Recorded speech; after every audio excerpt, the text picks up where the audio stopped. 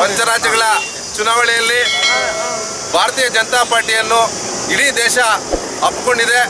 ಇದೊಂದು ಬದಲಾವಣೆಯ ಕಾಲ.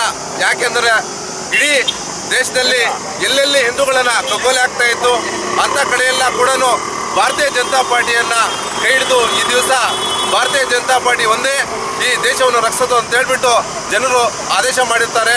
ಅಂಥ ನಿಟ್ಟಿನಲ್ಲಿ ನಮ್ಮ ನರೇಂದ್ರ ಮೋದಿಜಿಯವರು, ಅಮಿತ್ ಶಾ ಅವರು ಇಬ್ಬರೂ ಎರಡು ಜೋಡಿ ತಿಂಗಳ ಥರ ಕಷ್ಟಪಟ್ಟು ಈ ದೇಶ ಭಾರತೀಯ ಜನತಾ ಪಾರ್ಟಿಯ ಒಂದು ಅಖಂಡತೆಯನ್ನು ಹಾಗೂ ಈ ಭಾರತ ದೇಶದ ಅಖಂಡತೆಯನ್ನು ಮುಂಚೂಣಿಯಲ್ಲಿ ಕರ್ಕೊಂಡು ಹೋಗಲು ಯಶಸ್ವಿಯಾಗಿದೆ ಅಂತ ಈ ಒಂದು ಸಂದರ್ಭದಲ್ಲಿ ತಿಳಿಸುತ್ತಾ ತಮಗೆ ಏನು ಈ ಚುನಾವಣೆಯಲ್ಲಿ ಅಭೂತಪೂರ್ವ ಗೆಲುವು ಸಾಧಿಸಿದಂಥ ಭಾರತೀಯ ಜನತಾ ಪಾರ್ಟಿ ಎಲ್ಲ ನಮ್ಮ ಅಭ್ಯರ್ಥಿಗಳಿಗೂ ಈ ಒಂದು ಸಂದರ್ಭದಲ್ಲಿ ಚಿಂತಾಮಣಿ ತಾಲೂಕಿನ ಭಾರತೀಯ